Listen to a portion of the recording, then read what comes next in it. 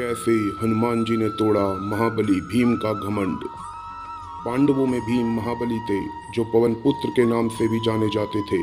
हनुमान जी भी पवन देव के पुत्र थे, इसलिए भीम और हनुमान दोनों भाई थे।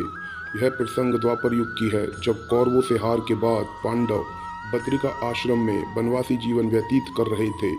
एक दिन की बात है, वायु के प्रबल झोंके से उड़कर हिम सरोवर में उगने वाला बहुत सुंदर अनोखी सुगंध वाला ब्रह्म कमल, जिसे सहस्त्रदल कमल भी कहते हैं, का एक फूल उत्तर दिशा के ऊपर से उड़कर पांडवों के समीप गिर पड़ा।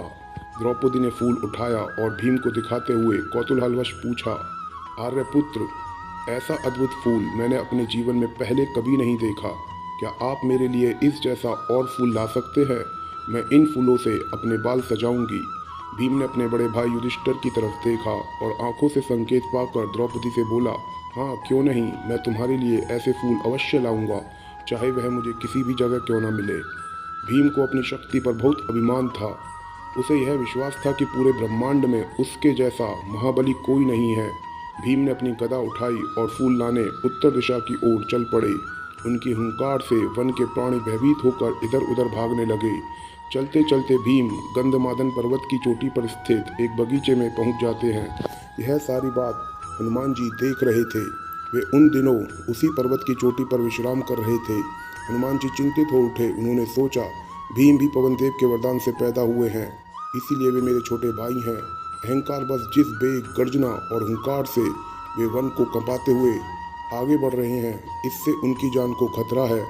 उन्हें नहीं मालूम कि उनकी गर्जना से बर्फ की चोटियों से बर्फ टूटकर नीचे गिरेगी और उनके प्राण संकट में आ जाएंगे। दूसरी बात यह है कि उन्हें ब्रह्मकमल के मिलने के सही स्थान की जानकारी भी नहीं है। हनुमान जी ने एक बूढ़े बानर का वेश बनाया और भीम के रास्ते में आकर लेट गए और भीम का रास्ता रोक दिया।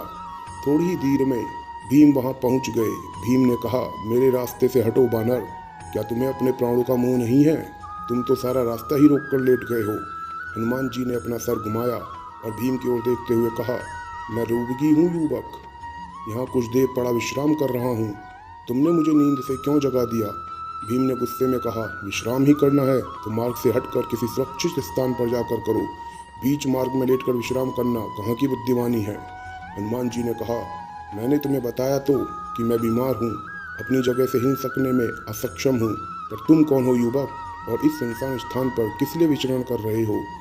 भीम बोले, मैं कोई भी हूँ, तुम्हें इससे क्या मतलब? मुझे आगे बढ़ना है, तुम मेरे रास्ते से हट जाओ। हनुमान जी ने कहा, तुम मेरी पूंछ को एक और खिसका दो और रास्ता बनाकर निकल जाओ। भीम ने झुककर हाथ से पूंछ पकड़कर एक और रख देना चाहा, लेकिन पूंछ अपनी जगह से हिली तक नहीं। फिर उन्होंने अपने दोनों हाथों से पूंछ उठानी आरंभ कर दिया, लेकिन पूंछ तो जैसे जमीन से चिपक गई थी। भीम की पूरी शक्ति लगने के बाद भी वह टस से मस न हो सकी। थक हार कर भीम उठ खड़े हुए और विवश होकर बोले, हे बानर राज, आपकी पूंछ मुझसे नहीं उठती। मैं अपनी हार स्वीकार करता हूँ, लेकिन मुझे अपना सही परिचय दीजिए। आप साधारण वानर प्रतीत नहीं होते। हनुमान बोले, मैं पवन सुत हनुमान हूँ, और अपना विशाल रूप भीम को दिखाया। हनुमान का नाम सुनते ही भीम उनके चरणों में गिर गए। हनुमान जी से भीम ने आशीर्वाद लिया और पद्म सरोवर जाने का मार्ग पूछा। उन्होंने जाने का मार्ग बता दिया और बोले, कुछ आगे जाने पर तुम्हें सरोवर मिल जाएगा जहाँ ये पुष्प होते हैं। यक्ष अगर पुष्प तोड़ने में बाधा डाले तो उन्हें मेरा नाम बता देना, वे पुष्प ले जाने देंगे। भाई होने के नाते हनुमान जी ने भीम को यह वचन भी दिया कि वो युद्ध में अर्जुन की रथ पर ध्वज पर बैठकर ऐसी भीषण गर्जना करेंगे कि शत्रुओं में भगदड़ मच जाएगी और तुम उन्हें आसानी से धूल चटा दोगे। यह कहकर हनुमान जी चले गए और भीम सरोवर की ओर बढ़ चले। सरोवर पर पहुंचकर उन्होंने यक्षों से अनुमति लेकर कुछ फूल तोड़े, फिर उसे लेकर वापस लौट गए। द्रौपदी ने प्रसन्नता पूर्वक उसे अपने बालों में लगाना आरंभ कर दिया। जय श्री राम। अगर आपको महाबली भीम और हनुमान जी के बारे में यह जानकारी अच्छी लगी हो तो प्लीज़ वीडियो को लाइक करें, चैनल को सब्सक्राइब करें और बेल आइकन दबाना ना भूलें।